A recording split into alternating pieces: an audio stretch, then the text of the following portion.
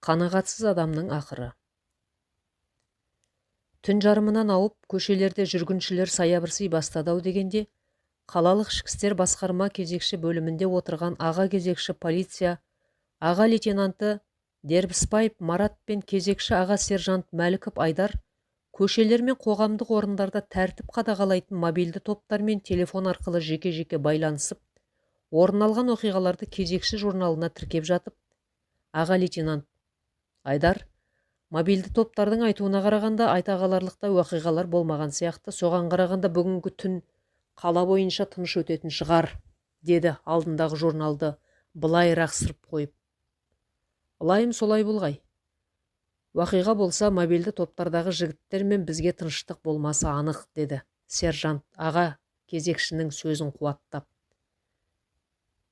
Онда алаңсыз отырып шай ішіп алайық, деп аға лейтенант кеселерге шай құйып, үйінен ала келген полиэтилен қалтаның аузын ашып, келіншегі салған оны-мұныны шығарып алдарына қойды. Жігіттер қолына кесесін алып енді ұрттай беріп еді, кезекші бөлімнің есігі тарс етіп ашылып, өрт арасынан шыққандай түсі суық қолында шолақ мылтығы бар біреу кіріп келіп: «Жігіттер, мен бір отбасын, анығын айтқанда сендердің учаскелік инспекторларыңның лейтенант Дәрменбаев Мәліктің отбасын түгел өлтіріп келіп тұрмын. Дәрменбаевтан мен өшімді алдым. Енді мені қамай беріңдер», деп мылтығын полицейлердің алдына үстел үстіне салдыр еткізіп тастай салды. Жаңа мына адам кіріп келгенде зәре-құты қалмай, қорыққаннан тілі байланып, сірескен екі жас полицейлер қарақшы қолынан қаруын тастаған соң, бойына қан жүгіріп, тілге келе бастады. Аға лейтенант сержантқа: «Мені қамаңдар деп өзі сұранып тұр ғой», деп суырмасында жатқан кісенді алып әлгі адамның қолына сарт-сұрт салды да Айдарға қарап: «Мына адам әзірше ешкіммен сөйлеспейтіндей етіп, бос камералардың біріне апарып қама. Денінің сау немесе ауру екені шыны ма, әлде сандырағы ма, ол жағы ертең анықтала жатар», деді. «Өзім де қатты шаршадым. Лажы болса демала тұрайын», деп түн тыныштығын кенеттен бұзып келген адам өз еркімен сержанттың алдына түсті. Олар шығып кеткен соң аға лейтенант кезекші бөлім мен қалалық ішкі істер басқармасының бастығымен тікелей байланыстағы телефонның тұтқасын көтеріп еді, арғы жақтан полковниктің: «Немене, жайсыз оқиға болды ма?» деген гүр еткен дауыс естілді. «Иә, полковник мырза», баяндап тұрған кезекші бөлімнің аға кезекшісі Дәрбісбаев, деп Марат болған оқиғаны бастан аяқ баяндап шықты. «Қылмыскер қазір қайда?» деді полковник. «Қолына кісен салып жеке камераға тықтық», деді аға лейтенант. «Дұрыс істегенсіңдер, енді абай болыңдар, күзетті мықтаңдар», деп полковник тұтқаны орнына қойды. Қалалық ішкі істер басқармасы бойынша дүрбелең басталды да кетті. Тәжірибелі қызметкерлерден шұғыл топ құрылды. Олардың құрамына қылмыскерлерді іздестіру қызметкерлері мен тергеушілер кірді. Топты қалалық ішкі істер басқармасының бастығы полковник Махмутовтың өзі басқарды.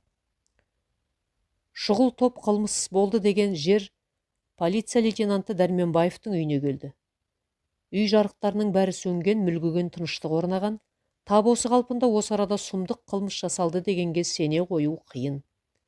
Топтың бір қызметкері ілінбеген есікті ашып кіріп, қол фонарын салып, электр желісінің кнопкасын басып, жарықты жағып еді, тура есік алдында қанға бөгіп жатқан Дәрменбаевтың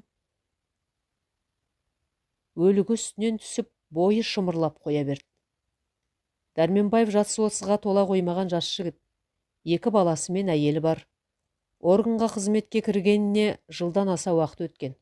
Осы арада полковник қынжыла басын шайқап, өткенде Дәрменбаевтың қызметке тұруына өзінің араласы бары есіне түсті.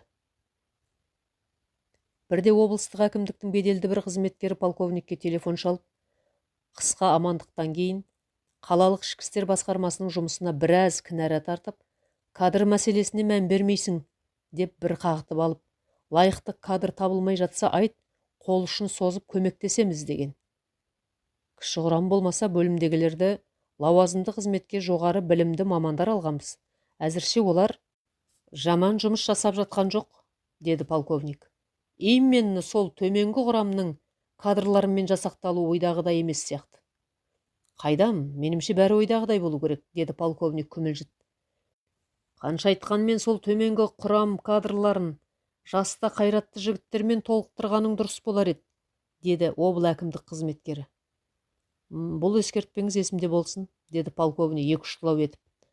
Айтпақшы, мен сізге бір жігітті жібергелі отырмын.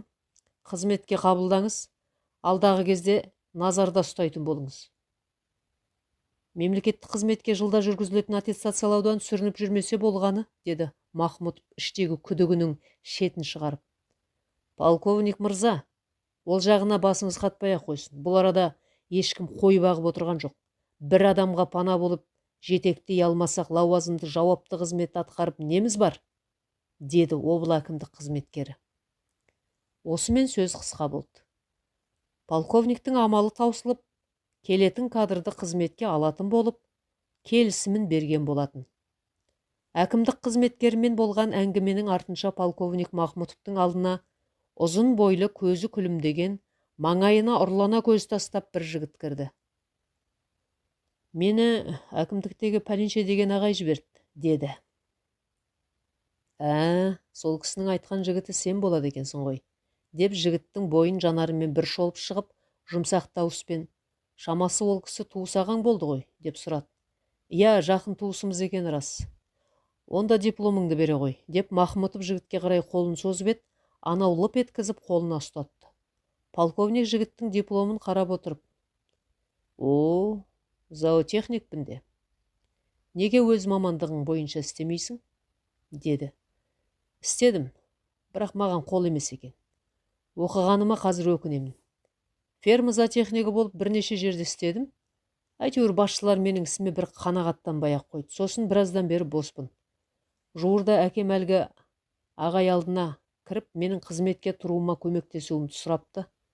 Міне сол кісінің сілтеуімен сіздің алдыңызға келіп тұрмын, деп зоотехник жігіт көздері күлімдеп. Біздің жұмыс малмен емес, адамдармен болады. Небір баскесерлер қылмыскерлермен алысып, арпалысып, күресуіңе тура келеді. Керек болса кейде өмірің қыл үстінде тұрады. Ағасы, мен ол жағын жақсы білем. Күнде теледидардан көріп жүрміз ғой, деді жігіт полковник сөзін бөліп. Зоотехник жігітпен болған әңгіме барысында жігіттің полиция қызметіне тез көндігіп, ілгері алып кетуіне күмән келтіргенімен, жоғарда отырған басшының сөзінен аса алмай, діңкәсі құрса да 1 айлық мерзім сынақпен қызметке қабылдаған болатын. Зоотехник жігіт қызметке алысымен обыл әкімдік қызметкері полковникке жоғары мамандығы бар деп жоғары жаққа лауазымдық шен беруге ұсыныс жаса деп бірнеше рет телефон шалған. Біраз тәжірибе жинап алсын, ысылсын, шен алуы қашпас деп полковник қашқақтағанына қарамай, әкімдік қызметкері белден басып тапсырмасының орындалуын қадағалап, маза бермеген соң, Махмұтов Дәрменбаевқа полиция лейтенанты шенін беру туралы жоғарғы жаққа қайта-қайта ұсыныс жасап жүріп, алуына көмек жасаған. Артынша әкімдік қызметкері енді Дәрменбаевты көшеде салпақтатып әркімнің соңына салып қоймай, учаскелік инспектор етуін талап етті. Жоғары лауазымына қарамай қадалған жерінен қан алмай қоймайтын басшы болған соң, Махмұтов оның бұл талабында орындап, учаскелік инспектор етіп бекіткен. Арты мынандай қайғылы жағдайға ұласып отыр. Сол Дәрменбаев бір қанішердің қолынан мерт болып, міне жансыз денесі алдында жатыр. Бір қолмен ішін басқан күйі жамбастай құлапты. Шамасы жақын уақытта өлген болуы керек. Шұғыл шара тобының қызметкерлері Дәрменбаевтың денесін аударып жатқызғанда, қос шүріппесі бірдей басылып, қабат ұшқан 2 оқ оның ішін пәршектеп барып омыртқасының ішкі жағына қатарласа кіріпті. Криминалистер Дәрменбаевтың денесін ары-бері аударып, суретке түсіріп, өз қорытындыларын жасап болған соң, жатар бөлмеге енгенде полиция қызметкерлерінің жүректері тіксініп, мұздап сала берді. Дәрменбаевтың әйелінің аузы скотчпен жабылып, сосын бірнеше жерінен пышақталыпты. Ал 2 бірдей баласы лақша бауыздалыпты. Бәрінің қаны Ұйғанына қарағанда бұлар Дәрменбаевтан бұрын өлтірілген болуы керек. Сосын Қаншер Дәрменбаевтың келуін күткен деп жобалауға болады. Дәрменбаев болса, алдын қауіп күтіп тұрғанын сезбестен алаңсыз үйге кіріп келгенде қылмыскер алдынан шыға келіп, сөзге келместен мылтығының қос шүртпесін қоса басып оны баудай түсірген. Сонымен 4 бірдей жан іңір қараңғылығында мерт болып, о дүниелік болды. Қап деп Махмұтов санын бір-ақ соқты. Егер ол жігерлілік танытып, облыс әкімдіктің жауапты қызметкеріне қарсылық танытып, зоотехник мамандығы бар Дәрменбаевты қызметке алмағанда мына сұмдық сойқан қанды қырғын болмас пе еді. Бәрінен бұрын ана бейкүнә келіншек пен 2 жас баланың жазығы не? Обалай, анау Қаншердің арсыз қолы 2 баланың алқымынан қолы қалтырамай қалай бауыздады екен? Осындай қарақшы Қаншерлер жер басып қалай жүреді? Ешкім туа қылмыскер болмайды. Жүре көре қылмыскер болады деген қағида бар. Көбінесе адамды орта тәрбиелейді. Бұндайда қазақ ұяда не көрсе, ұшқанда соны іледі деген тәмсілге қарағанда мына қылмыскерлерге соншама жанның қанын мойнына жүктеуін немен дәлелдеуге болады? 30-дан асып 40-қа таянғанша көппен бірге өмір сүріп, көппен бірге еңбек еткен адам мұндай қылмысқа тегін бармасы анық қой. Сондықтан полиция мен прокуратураның тергеу орындары тергеу жұмыстарын алдымен қылмыскерден бастауды жөн көрген. Қапыда мерт болған Дәрменбаев полиция қызметкері болған соң, тергеу жұмысын қала прокуратурасы өз қолын алып, мәселенің бүге-шүгесіне дейін анықтап, дәйекті қорытынды жасауды өздерінің тәжірибелі тергеушісі Алпыс Нәрікбаевқа тапсырған болатын. Прокуратура тергеушісінің алдына 30-дан асып жігіт ағасы деген жасқа келген адамды кіргізді. Орта бойлы, дөң қабақты, шикіл сары қылмыскер еш нәрсе болмағандай бей-жай күйде кіріп орындыққа отырды. Оның мына бейкүйез қалпына қарап, бір отбасын қырып салған қандықол қылмыскер деуге келмейтін сияқты. Ол отырысымен терезе жаққа тесіле қарап отырды да, күз айларының соңы болса да, бүгін көктемнің күніндей мамыражай болып тұр екен, деді жайбарақат. Енді мұндай тамылжыған күз күндерін аз көретін шығарсыз, деді жас тергеуші. Қылмыскер болса да, бұл адамның өзіне үлкен жас айырмашылығын сақтап, ізетпен сіз деп.Іншегім, оны екеуміз емес, Алла біледі. Алдыңа алдыртқан екенсің, тергеуіңді бастай бер. Жауап беруге мен әзірмін, деді қылмыскер тергеушінің жүзіне тіке қарап. Онда тергеу амалдарын бастайық. Әрине, сұрақ беретін мен де, жауап беретін сіз. Тергеудің мәнісі қылмыстың қалай болғанын ашу екенін жақсы білетін боларсыз, деді полиция капитаны. Әлбетте, оны жақсы білемін. Онда сұрағыңды бере бер, деді қылмыскер. Онда сіз кім боласыз? Аты жөніңізді, туған жылыңызды, қай жерде туылып, қай жерде өскеніңізді, қандай кәсіппен айналысатыныңызды айтыңыз, деді тергеуші. Мен қала іргесіндегі Қызылқия ауданының жігітімін. Атым Өсербай, тегім Жоламанов. Қазір 37 мүшел жастамын. Адам баласының кез келгеніне мүшел жасында бір қауіп төніп қатерге кездесетін сияқты, мен де мүшел жасымда қауіптен тыс қалмаппын. Алла маған қатер төндіріп, ауыр қылмыс жасатқызды. Егер тағдырым солай болса, мен не деймін? Алланың көрсеткенін көріп, шүкіршілік еткеннен басқа менің амалым жоқ. Әйелім және азамат болып қалған қызым мен балам бар, деп қылмыскер терезеге қарап үнсіз отырып қалды. Осы мезетте тергеуші іштей, өзі адам жаны түршігерлік қылмыс жасағанына қарамастан Алланы аузынан тастамауын қарашы. Әрине, жан қысылғанда Алланың аты кімнің болса да аузына еріксіз түседі емес пе? Мына қылмыскерде жаны қысылған сондай бір жанның бірі болды ғой, деп ойлағанша қылмыскер. Ау, інім, демде терең ойға батып кеттің ғой, деп мырс етті. Жай, әншейін, ойыма бір нәрселер түсіп кеткені. Жауабыңызды одан әрмен жалғастыра беріңіз, деп тергеуші жігіт иегін қағып қылмыскерге ишара етті. Мына ел басына түскен дағдарыс біздің отбасымызға да біраз салмақ салды, деп қылмыскер сөзін жалғастырды. Механизатор едім, жұмыссыз қалдым. Сосын күнкөрістің қамышын әйеліміз екеуміз қалаға қоныс аударып, базар жағалап, оны мұны саттық. Ақыры Дәрменбаевтың отбасыма ылаң салуымен осындай күйге ұшырап отырмын. Бұрын тышқақ мұрнын қанатпаған жан едім. Намыстан жан ыршынған соң қанды қол қанішер атануыма тура келді. Сонда да осы сұмдық естіген адам жантүршігерлік қылмысты жасауыңызға не себеп болды? Қысқасы, осы сұмдық қылмысқа қалай бардыңыз? Тергеуші сұрағына қылмыскер бірден жауап бермей төбеге ойлана қарап аз отырып, біреулер өз еркімен оңай олжа табуды маңсұқ етіп қылмысқа барады, тонайды, жолында қарсы кездескенді өлтіреді. Бірте-бірте қатыгезге айналып, жүрегі шімірікпейтін имансыз болып алады.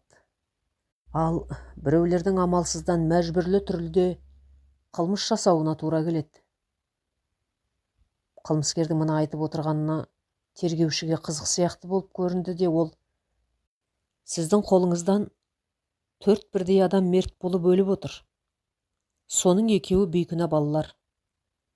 Ал сіз болсаңыз, қолыңыз қалт етпестен оларды да аямағансыз. Жаңа сіз қылмысқа барудың 2 жолын айтып өттіңіз. Сонда сіз кісі өлтіруді мансұқ еткен қылмыскерсіз бе? Жоқ, 4 бірдей жанды мәжбүрлі болған соң өлтірдіңіз бе? Осыны ашып айтып тарқатып беріңізші, деді тергеуші жігіт. Мен учаскелік инспектор Дәрменбаевтың отбасын мәжбүрлі болған соң өлтірдім. Өйткені ол келе-келе менің отбасыма қастандық ойлайтыны анық еді. Сонда ол сізге қандай қастандық жасайды деп айта аласыз? Дәрменбаев өзінің қызметтік өкілеттігін пайдаланып менің әйеліммен үнемі етек қатынасын жасап, мәжбүрлеп келген. Қит етсе, байыңның қалтасына есірткі салып жіберіп, табан астында ұстатып, ұзақ мерзімге соттатып жіберемін деп қорқытумен болыпты. Сосын, не сосыны бар? Арғы жағы түсінікті емес пе? Мен ұзақ жыл түрмеде отырсам, тірі шығарым шықпасын белгісіз. Шыға қалғанның өзінде мен толыққанды адам болып шықпасын белгілі. Түрме азабын көтере алмай түрлі ауруға ұшырауым мүмкін. Ұзақ отырғаннан жүйке жүйем сау қалмасы анық. Оның үстіне себепсізден себепсіз нақақтан кінә артылған соң бар жүйемді ызақорлық билеп, қоғамға деген көзқарасым өзгеріп, адамдарға деген өшпенділігім артуы мүмкін.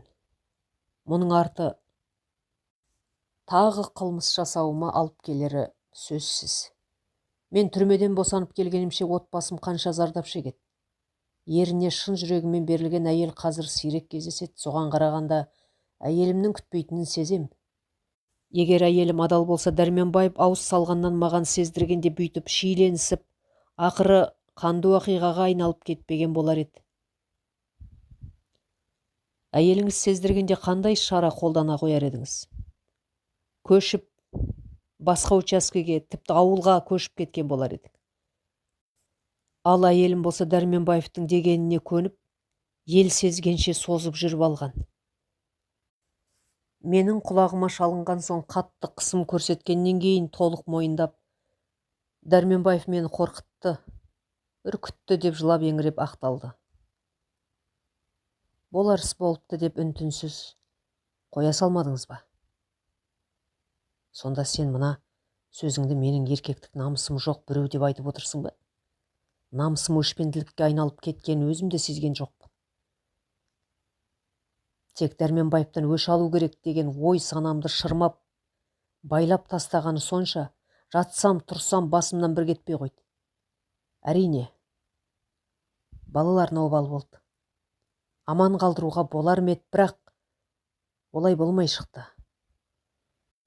Бұрын Дәрменбаев әйеліме отбасыңның тоз-тозын шығарамын деп қорқытады екен. Оның бұл айтқаны есімнен шықпай қойғаны сонша, мен сенің тұқымыңды тұздай қып құртпасам қарай көр деп, мен де үнемі тістенумен болдым. Соның салдары болу керек. Қатты ашу үстінде Дәрменбаевтың балаларын да өлтіргенім кейін есіме түсті. 4 бірдей адамның қанын мойныңызға жүктеп отырсыз, сондықтан сіз сотталасыз. Оның мерзімін сот шешеді. Мен қазір атуға жіберсе де ризамын. Өйткені мен бұл қылмысты ерікті түрде жасадым. Сондықтан маған қандай жаза тағайындалса да, өзімді жайбарақат сезінуден танбаймын. Көздеген мақсатымды орындадым. Бұл қылмысым үшін заң алдында, қала берді Алла алдында жауапты екенімді жақсы сезінем. Тергеу барысында кейбір қылмыскерлер өздерін ақтау үшін дәлелдісі және дәлелсізі бар түрлі айғақтарды алға тартып жатады. Сіз өзіңізді ақтау үшін басқа дәлелді айғақтар келтіре алмайсыз ба? Деді тергеуші. Жоқ, мен ондай пендешілік ойдан аулақпын. Яғни, қолыммен істегенімді мойныммен көтеруге тиіспін. Барым осы. Деп қылмыскер екі алақанын жайды. Мұнан әрі оның еш нәрсе айтпайтынын тергеуші сезді. Алдында отырған адам қылмысын толық мойындап отыр. Әрине, осымен істі бітіріп сотқа жолдай салуға болмайды. Қылмыскердің айтуына қарағанда полицияның учаскелік инспекторы моральдық жағынан ұстамсыз, құқық қорғау жұмысына кездейсоқ кеп қалған жан екені көрініп тұр. Бір жағынан қылмыскердің айтуымен Дәрменбаевқа кінә арта салу да орынсыз. Қысқасы, қылмыстың қалай орын алғаны тергеу барысында анықтала жатар. Учаскелік инспектор Дәрменбаев бұл дүниеде жоқ болғанымен оның қандай адам болғанын анықтау негізгі істің бірі болуы тиіс. Мына қанды қол адамның психикалық ауруы бар шығар.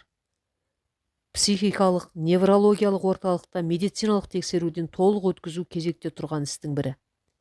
Қылмысын жасарын жасап алып, кейін есі кіргенде бар кінәсін Дәрменбаевқа жауып отыруы да мүмкін ғой. Дәрменбаевтың көршілерімен таныс білістері не дейді? Басты куә қылмыскердің әйелі Құралай не деп жауап береді? Дәрменбаевтың құқық қорғау орнына үлкен шенді туысының ықпалымен келгенін жаңа шамалап болса да айтып өткенбіз. Ал өзі полицияның сержант деген шенін тағып шекпенін кигенде қалай қуанды десеңші? Қуанбағандашы. Кеше малмен бірге өріп малдың жағдайымен жүрген зоотехник еді. Енді полиция қызметкері. Маңайы түгіл жел жағынан біреу жүріп көрсінші, көкесін танытып сабап алады. Болмаса бөлімшеге аяқ қолын серейтіп байлап, оқшаулау орнына апарып қамап, төрінен бірақ шығарады. Арғы жағы белгілі. Дәрменбаевтың сөзі үстем болады да, бейшара қанша дәлелдер келтіріп ақталғанымен, сөзі жүзеге аспай үлкен мөлшерде айыппұл төлеп, әзер құтылып, құдайына қой айтып, жөніне кетеді. Ақшасы болмаса Дәрменбаевтың сөзі бойынша құқық қорғау органы қызметкерінің жағасына жармасты деген сылтаумен 1-2 жылды арқалап, бала шағасымен қош айтысып кете барады. Егер Дәрменбаевтың осындай күптігөй, таяз ойына түңіле қарасаңыз, біздің жоғарғы оқу орындарының көбісінде психология мен гуманитарлық пәндер тереңдетіліп оқылмайтыны кеңес дәуірінен жазылмай келе жатқан қоғам ауруы. Көбінесе студенттер химиялық, физикалық, механикалық пәндер мен экономиканы жетік білуге баса көңіл бөледі де, жоғарыда біз айтып өткен психология мен гуманитарлық салаға аз мән беріледі.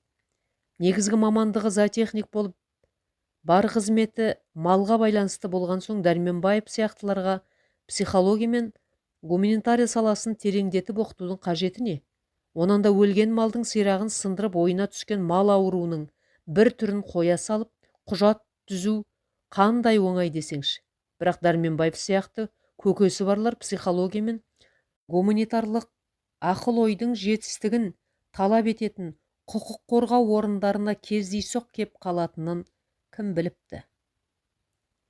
Қала ішкі істер басқармасының бастығы полковник Махмутов зоотехник мамандығының адамы полиция қызметіне сай келмейтінін әу баста жақсы білді, бірақ облыс әкімдігінің беделді, оның үстіне ішкі істер органдарының жұмысын бақылайтын қызметкеріне қарсы келе алмай, Дәрменбаевтың құқық қорғау саласына еніп кетуіне жол берген болатын.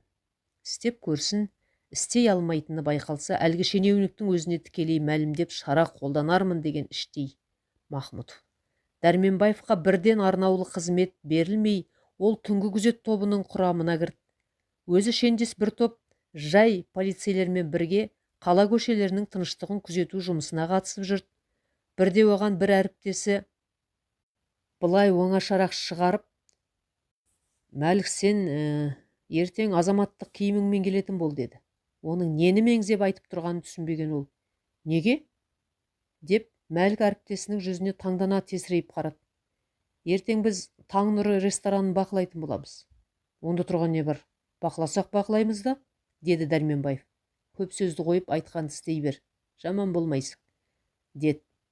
Дәрменбаевтың әріптесі қулана көзін қысып: «Ай, зоотехник, малмен бірге өріп мал болып кеткенсің бе? Ымдағанды түсінетін емессің ғой өзі». «Мақұл, сенікін дұрыс дейін. Айтқаның болсын, ертең формасыз азаматтық киіммен келемін», деді Дәрменбаев.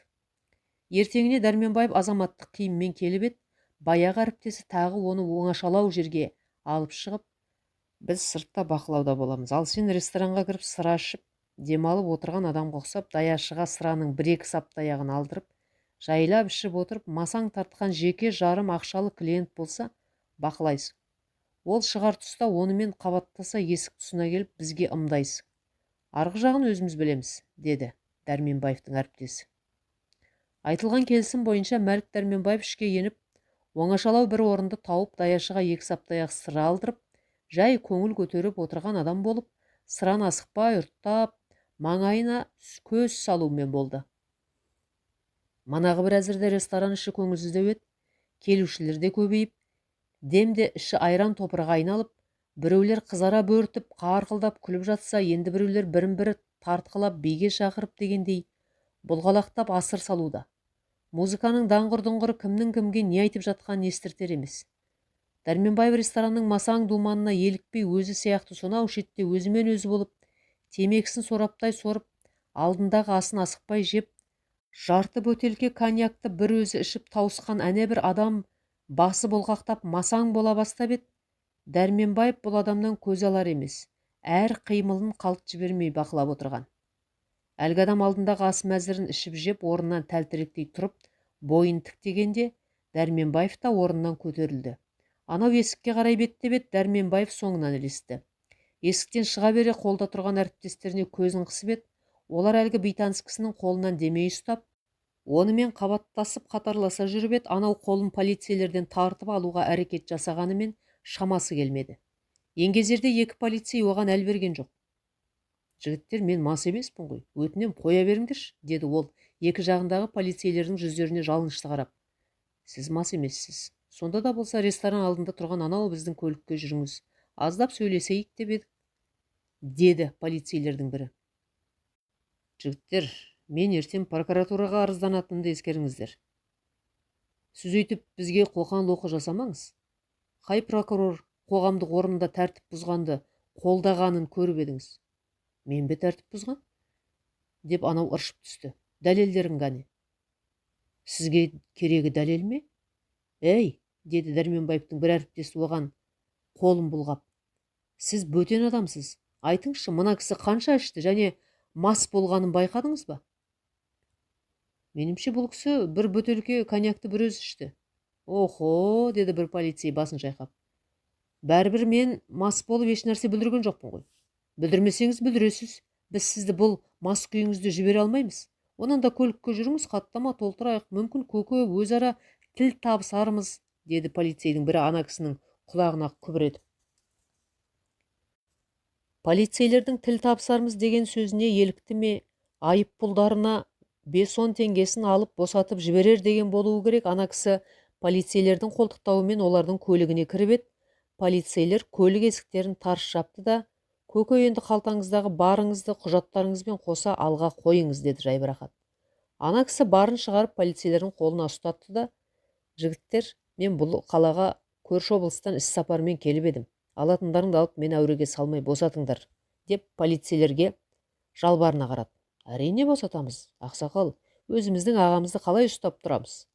деп полицейдің біреуі ана кісінің барлық ақшасын өз қалтасына салды да құжаттарын қолына ұстатып, енді артыңызға қарамай кете беруіңізге болады.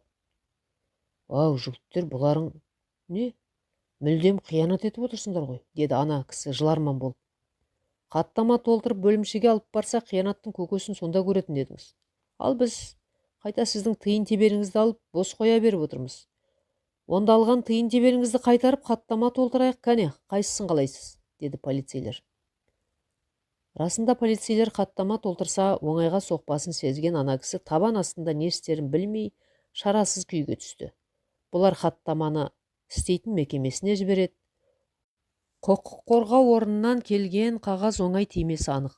Бастығы полицейлер хаттамасын негізге алып, қызметінен қуып жіберуі мүмкін. Оның үстіне өзі еш нәрсе білдіре қоймаса да, сот шешімімен 15 тәулікке қаматса, ұяттың көкесі сонда болады. Бала шағасының алдында абыройы айрандай төгілетіні тағы бар. Жасы жер ортасына келгенде, басқа қалаға іссапармен барып түк көрмегенде, енді жасы келгенде арақ ішіп полицияға түсіпті деп отбасы жыландай жиырылуы мүмкін. Одан артық ауыр нәрсе бар ма? Оның да іссапарымды иллалап өткізермін деген ой келген кісі қолын бір сілтеді де артына қарамай теңселе басып зытып берді.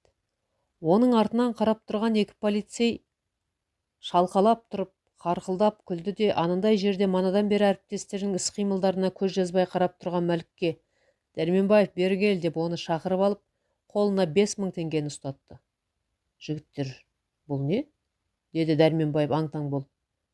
Бұл олжа, яғни көлденең табыс. Біз осылайша табыс таппасақ күнімізді қайтып көреміз. Оның үстіне жұрт қатарлы көлік мінуіміз керек. Енді түсіндім, деді Дәрменбаев. Солай, дос, жүрген аяққа жүрген бірігет деген осы болады. Көп жүріп беймезгіл уақытта көше қалтарысынан біреуді ұстай алып қалтасын тінтіп жіберсең, бір күндік табысың шығып қалуы мүмкін. Онымыз заңға қайшы келмей ме? Деп Дәрменбаев екі әріптесінің жүзіне кезек-кезек қарады. Вот мал, пайданы білмейтін, деді әріптесінің бірі мырс етіп, Дәрменбаевты кекетіп. Қайтсын енді, мамандық зоотехник қой. Тоқты торымнан бастап атан түйеге дейін зоотехниктер сирағынан ұрып сындырып жей береді дейді ғой. Ондайын көрмедім. Үнемі мал соңында салпақтап жүріп, мал болып кете жаздағаным рас, деді Дәрменбаев. Оның шын көңілмен айтқан сөзіне полицейлер ду күліп, арқасынан қақты. Қазақта сынықтан басқаның бәрі жұғат деген тәмсіл бар. Шында да Дәрменбаевтан бұрын істеп, кәнігі тіс қаққан кейбір полицейлердің оңаша қалтарыста кездескендердің қалталарын суық қолдарымен сығып алатын әдеттері Дәрменбаевқа да жұқты. Түнгі кезекке шыққанда көшелердің қалтарысын аңдып, кештетіп асығыс келе жатқандардың жолын тосып, беймезгіл уақытта неғып жүрген адамсың деп ұстай алады. Әрине, анау кешігіп келе жатқан себебін айтып ақталады, әйтсе де оның сөзін құлағына ілер Дәрменбаев па? Ойы бөтен адам кештетіп жүрмейді. Мүмкін қойын-қонышыңда суық қаруың бар шығар, деп ананың денесіне қолдарын жүгірте бастайды. Анау болса қолын қағып жіберсе, бәлеге қалғаны. Ақ иттің баласы, құқық қорғау адамына қол жұмсағың келеді, деп Дәрменбаев айқаса кетеді. Әрине, анау болса қызмет бабында жүрген құқық қорғау өкіліне қол көтеруден тайсақтап, дірілдеген қалпы бойын Дәрменбаевқа шарлатып қалтасындағы барынан айырылады. Енді қамалайын демесең, достым, жөніңді тап, деп Дәрменбаев оны итермелеп жолына салады.